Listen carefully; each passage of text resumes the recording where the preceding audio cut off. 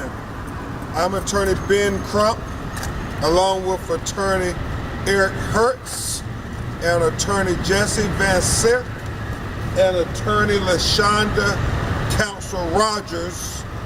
We have the distinct honor of representing the family of Breonna Greer. Also present with us, we are so proud to have our leader in the state of Georgia, the NAACP President Gerald Griggs, who has been supporting the family in our efforts since this tragedy first happened.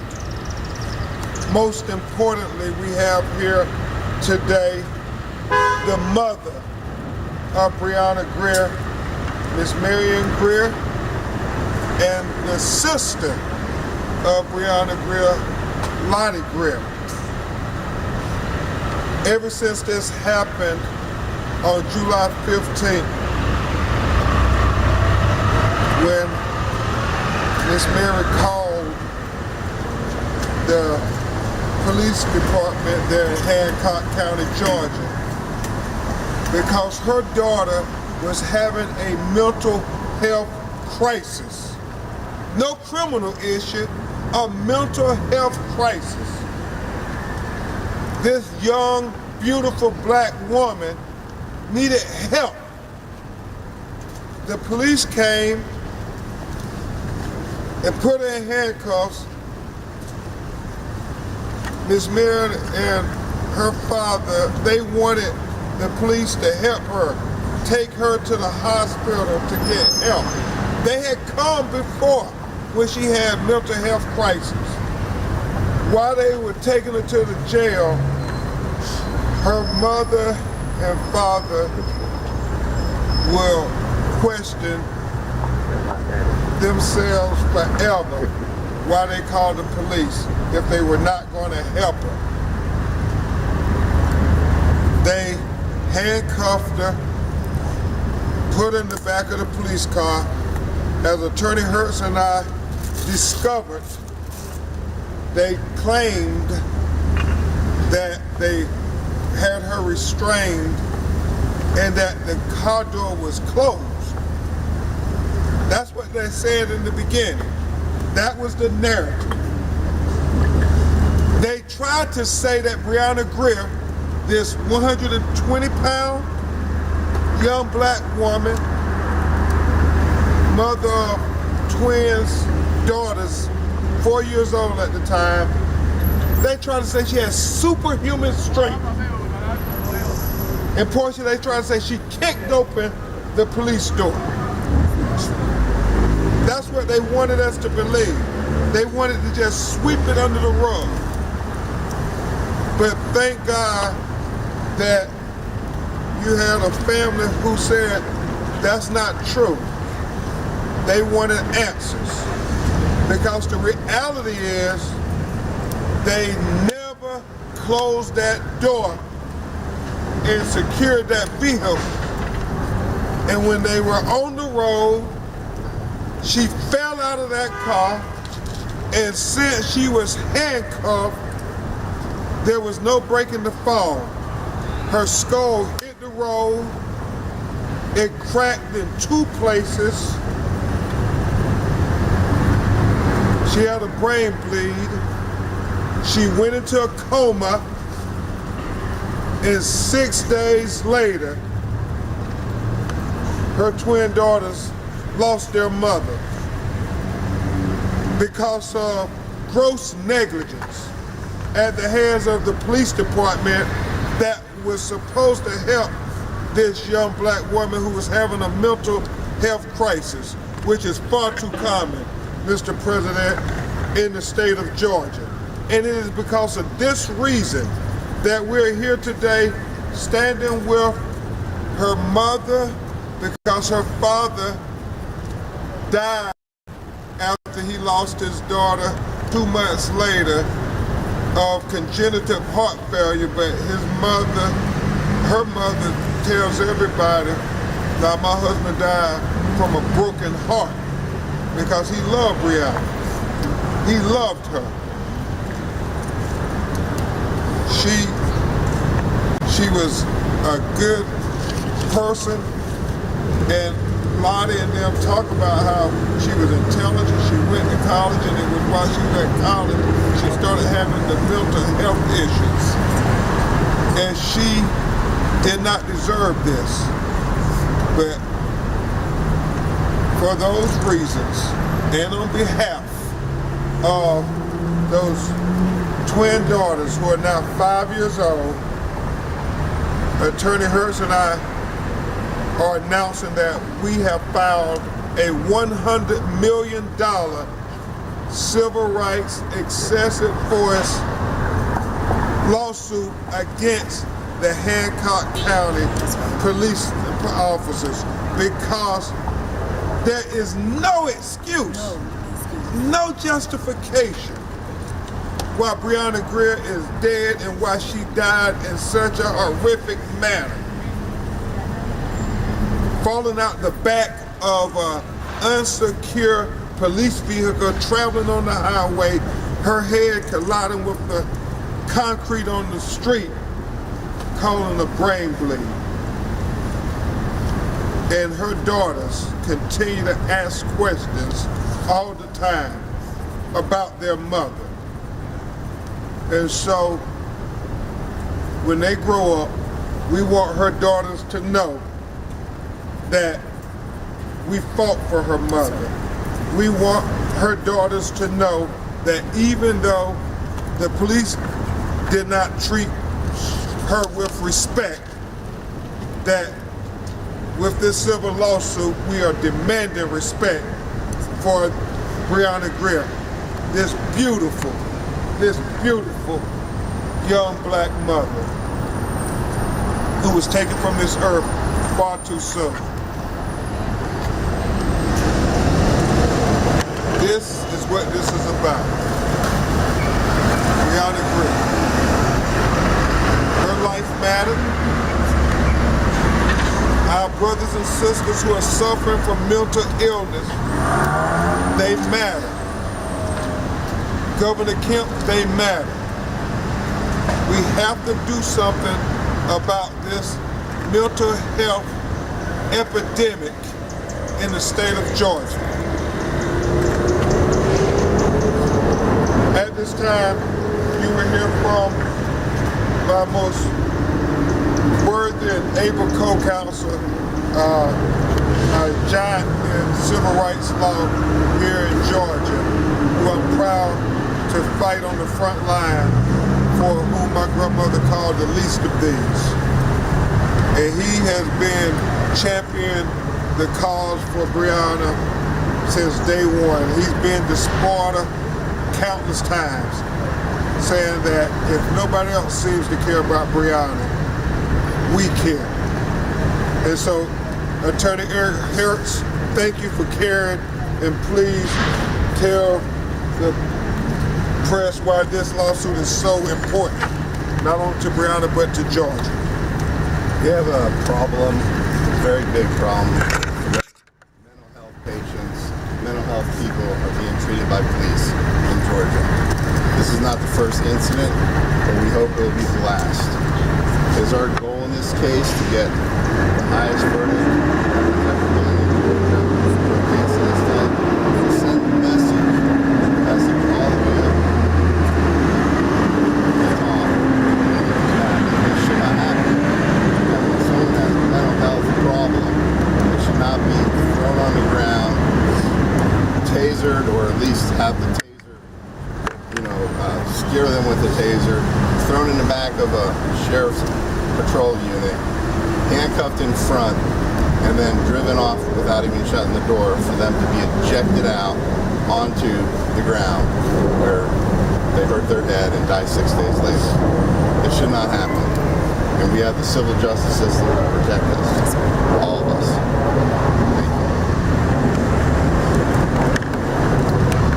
Thank you, Attorney Hertz.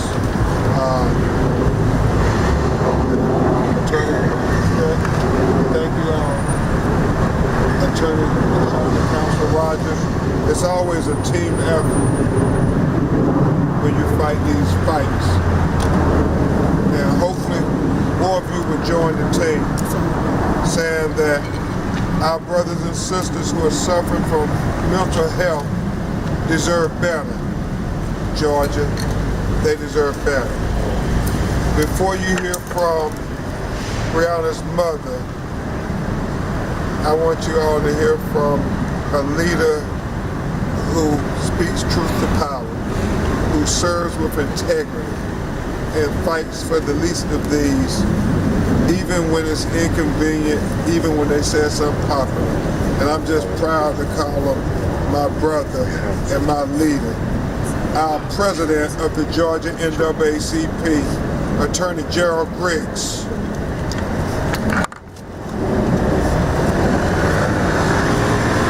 What happened to Breonna Greer should never have happened. And when I got the phone call both from Attorney Ben Crump and from President Marion Warren of the Hancock County NAACP, we knew we had to support this family.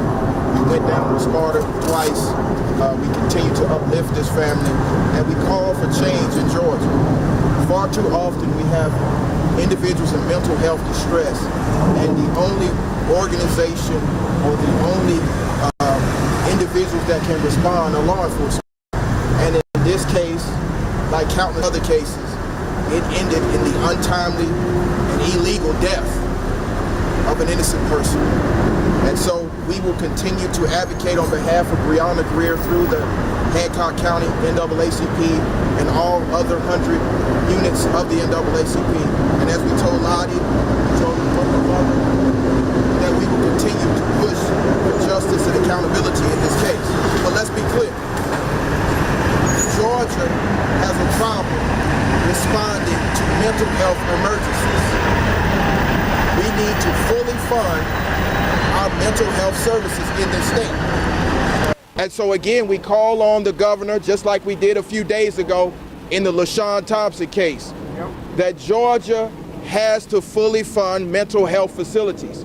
It's a shame that the biggest providers of mental health services in Georgia are the detention centers, the jails, and the prisons. That has to change, and it has to change now. Breonna Greer should be here raising her two beautiful daughters instead of us standing outside of a courthouse demanding justice for her. And so on behalf of the Georgia State Conference and the Hancock County NAACP, will continue to push for justice and accountability in this case. We think the proper place to litigate this is in a courtroom, but make no mistake about it. Georgia has a police brutality problem.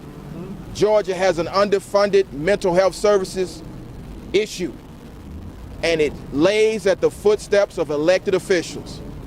So we need legislation, we need accountability, and we need change. And so on behalf of the Georgia State Conference, we are demanding that three things. One, the governor meet with this family. Number two, we fully fund our mental health services. And number three, it is mandated in every police department that crisis interveners are sent out on mental health calls.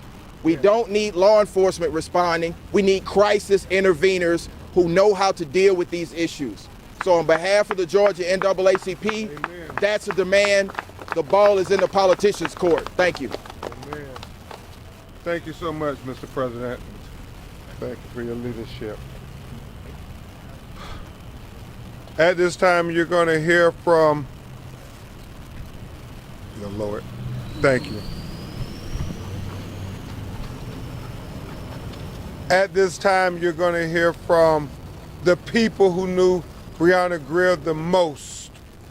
You're going to hear from her mother, Mary, who is dealing with such loss because her husband, Mr. Marvin Lewis Greer, Breonna's father, died just a couple of months after Breonna died, and they said it was for congenital heart failure.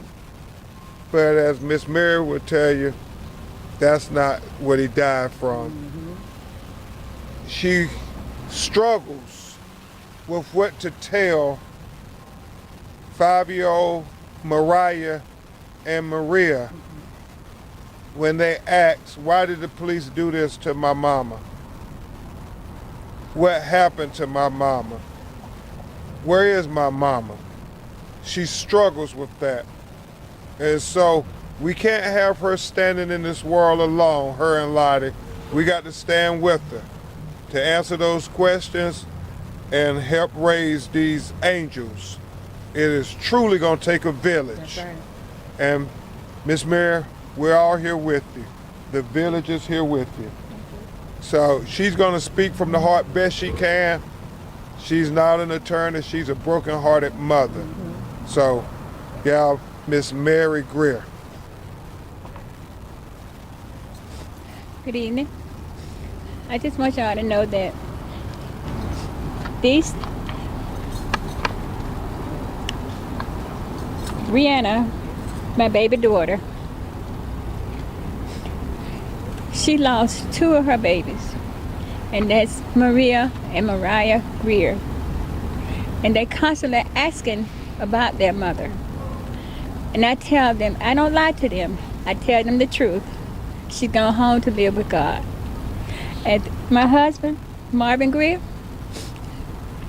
he died a few months after her. And he loved his daughters, Maria and Mariah.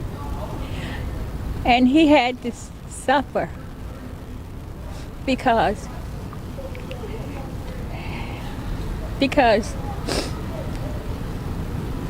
they didn't he didn't want to lie to them about how she died or when she died or nothing like that. So we had to talk about it in a way that they might understand. So we told them that she go home to live with God. And right now, anytime they see their mother picture, they say, Brianna, Brianna. I say, that's your mother, Brianna Greer. And they keep that in their mind, Brianna Greer, Brianna Greer. And I don't try to tell them nothing wrong, but what happened to their mother was not her fault. No. Right. And for them, Hancock County, to do something to her, and they knew her condition. They knew it. That wasn't the first time they're coming down there. And I don't think they did her right. No, they did And not. and I miss my daughter. She had some weird ways. Me and her like to sing and to talk sometimes, but she wasn't no bad person. She wasn't no bad person. But Lord, sometimes she has her ways just like normal people does, but that can be rectified. And they didn't have to put her. And something else I noticed when they were taking her out, they carried her out like a log. One had legs and one had arms. And I don't know whether anybody was told this, but they dropped her at the fork of the road, at the car, down there, because the car was parked in the fork. And they dropped her, and they threw her in the car. And I saw that, and by the time I called them, they just got in the car and left. And I just didn't appreciate that, you know. She deserved better. Yeah, she did. She deserved much better than that. She wasn't no animal. She ain't no animal. She wasn't no bad person. She just had some problems that she couldn't control. Say that again. I'm sorry. Yeah. My baby, Brianna Greer, she wasn't no animal. She wasn't no bad person. She just had some problems that she couldn't control. Amen. Thank you.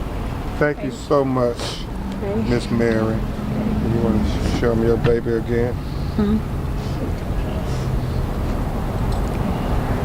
Thank you, Miss Mary. Right. Thank you so much, Miss Mary. Hold on. Now we're going to hear from her sister, Lottie, who is Maria's aunt, and who's helping her mother best she can, work and raise her nieces in the aftermath of this tragedy. Lottie. My name is Lottie, and I'm Brianna's older sister. It don't matter how many times we do this, it doesn't get easier at all. But Brianna was a good person. I miss her. She didn't deserve the way she died. She didn't deserve what happened. And to see her babies have to grow up without her, it hurts. And I know, once they get older, they'll be able to understand. But right now, they don't understand. But she deserved justice. Justice for Brianna. Justice for Brianna. Justice for Brianna. Justice for Brianna. Justice for Brianna. Justice for Brianna. Thank you, Lottie. And then just a final speaker, and then we'll get to your questions. Miss Portia Miller, who is an activist who's been championing the cause for Brianna from the beginning. Portia. My name is Portia Miller, Porchse Miller, Miller. I'm a national civil rights activist and one of the lead community organizers here in the Atlanta metro area. When we talk about Brianna Greer, we talk about a black woman that was neglected for her mental health. When we see the tape, we realize that they did not pay attention to the signs. They more paid attention to their job. And what's so more heartbreaking about the job that was admitted to Brianna Greer, it was black police officers, just like Tyree Nichols, just like LaShawn Thompson with the Fulton County Sheriff Department.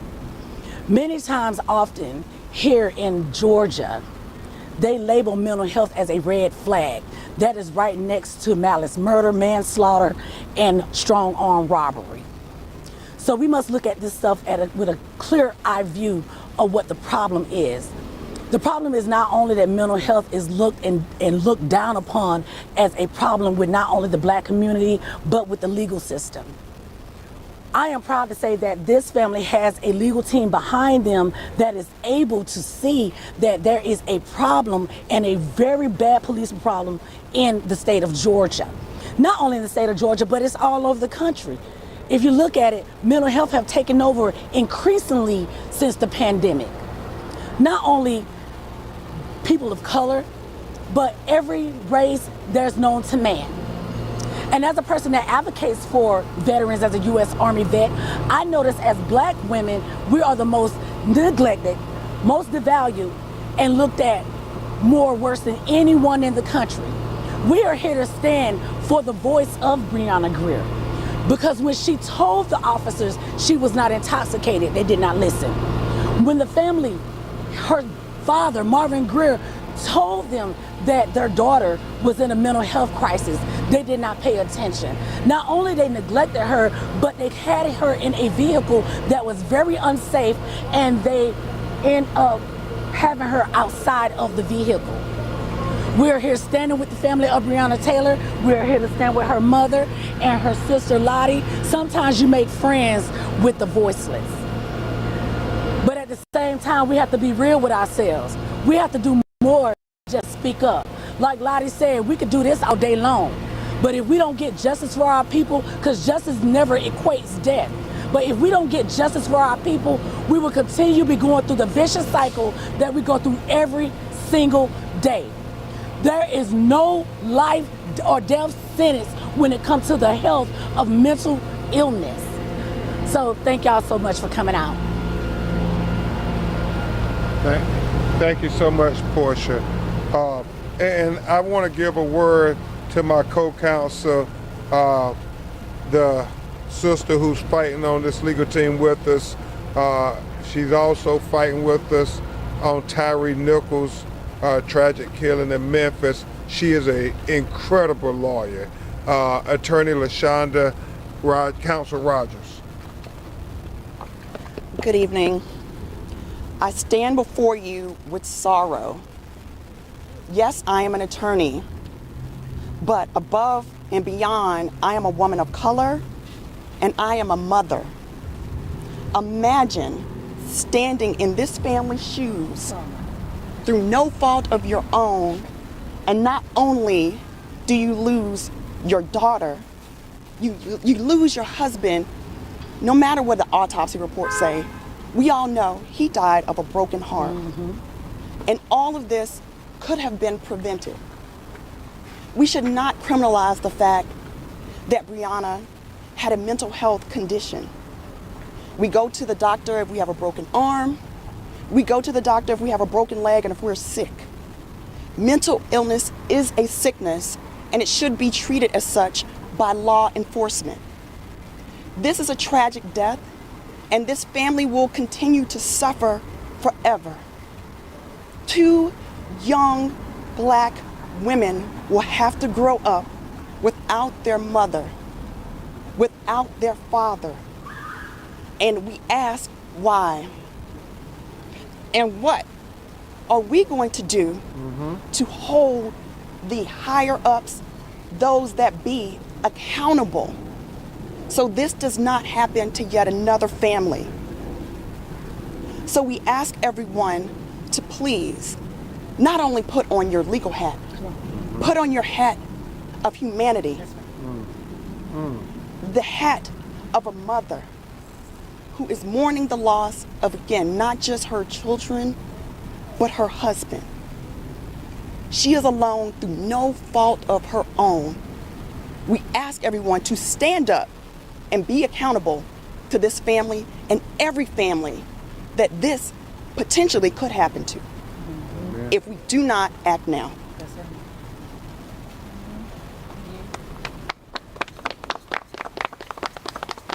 Thank you, Attorney LaShonda Counsel Rogers. And in absence, thank you to Attorney Jeff Gortz, who's been working hard like everybody else. I had to be in court, but he's here with us in spirit. We're going to get to your questions now. I think you had a question for, and as best you can, let's get you right here in the center with the mics. Take your time. This is where you talk a lot about your husband, your daughter. Can you talk to us about how you're feeling, how you're doing right now? How I'm doing right now? It's very hard for me right now because I have to, oh, okay. She said it's I very have, hard. Hold on one second. Let's see if we get this truck. Okay. She's very soft-spoken, so just give her grace. Yeah. it's a very hard thing you have to go through, and especially with my grandchildren.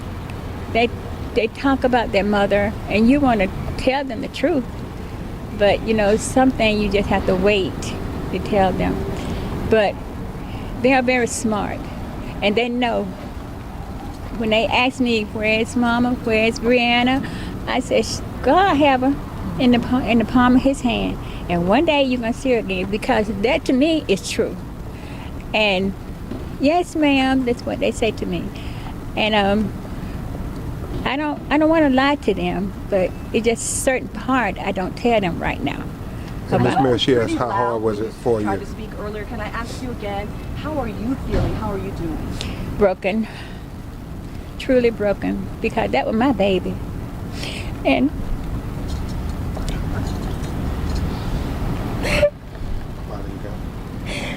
that was my baby. And I didn't want to see nothing like that happen to her, because she had a strong hair on her body. She was very smart. And Brianna didn't want nobody to fool.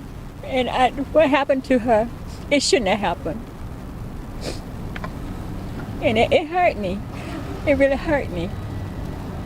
Sometimes I can be going through the house and, I see her picture here, her picture there, but Brianna won't be coming back. Right. So that is a very painful feeling. Thank you so much, Ms. Mayor. You have another question? If you don't mind, Mr. Would you be able to share with me some of the help that your daughter was able to get for her condition? Was there a lot of resources available in Hancock County, or not so much? No. How important is it for Attorney Good, didn't they close down a facility? Yes, it did. Okay. We'll let you answer then. Some others will talk about the resources. Well, you had another question for Ms. Merritt? how important do you feel like it is for other women in your town they can get that help that they need, and it doesn't have to be a police officer to intervene? I think before anybody else go through that, the resources need to be ready to run. That's the way I look at it. And as Miss Mary and Mr. Marvin said before he died, they regret ever calling the police. They regret it. And one more thing Yes, I want to ma'am. say, because the night of the Lord, please forgive me. The night Brianna died, I just leave it like that. The night they came down.